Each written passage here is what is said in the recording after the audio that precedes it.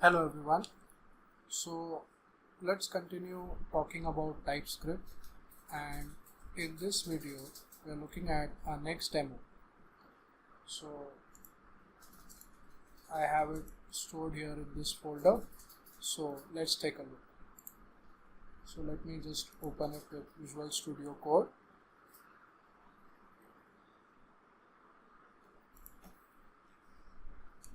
Now in this demo we are going to look at a very popular example that you will easily find even outside on the internet.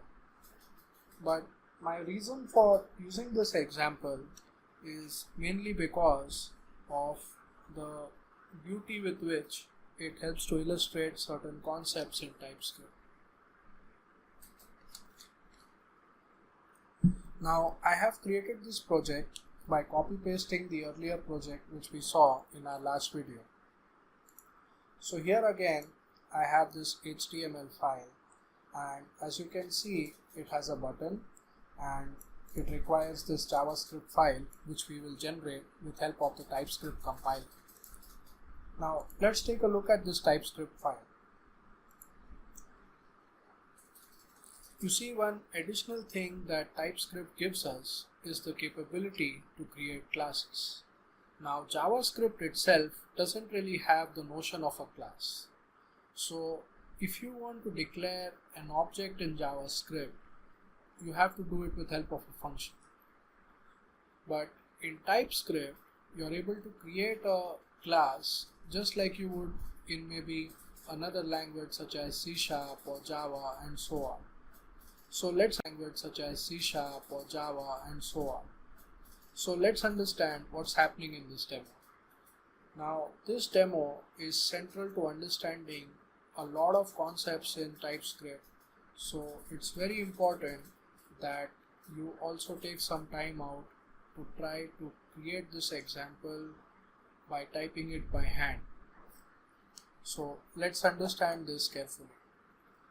So first of all, here you can see that we have declared a class called greeter.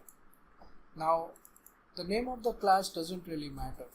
Whatever name suits your requirement should be used.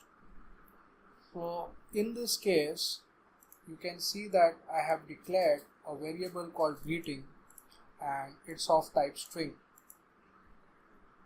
So in TypeScript, you can also create a constructor. So in most of the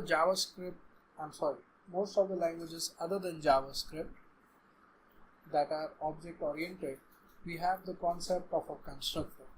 Constructor is nothing but a function that allows you to prepare values for some variables in a class. So here if you see, we have declared a constructor.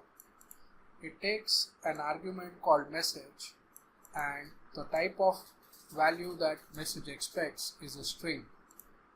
Within that, we are setting value of this greeting variable to whatever is passed as an argument to the constructor. Then we have a greet function that simply returns a message. So for instance, if I give my name Viren, so it will say hello Viren. Okay, and over here I have this demo function. So in this function we are declaring an object of type greeter. Now those of you who have worked with languages such as C# or Java will find this line very familiar. So in this line you are creating an object. The data type of the object is greeter, that is this class, and here whatever value we are passing is going as an argument to this constructor. So basically the output of this particular code is going to be hello space world, and we are simply displaying that in the page with help of document.write. Now if you see again what's happening in this HTML, so we just have a button where we are calling this demo function. So let's go ahead and generate our JavaScript.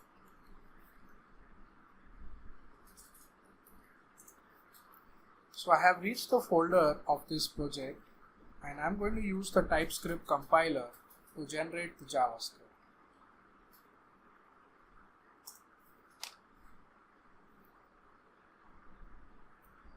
Now with this, you can see that we are done.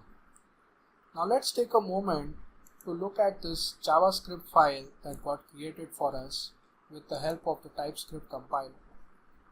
So here, first of all, you will see that JavaScript doesn't have concept of class as such. So the TypeScript compiler has generated a function called greeter.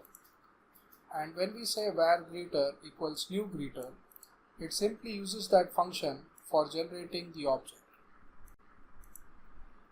The rest of it is pretty much the same. So let's go ahead and run this example. So I'll come over here and I'll open it in the browser.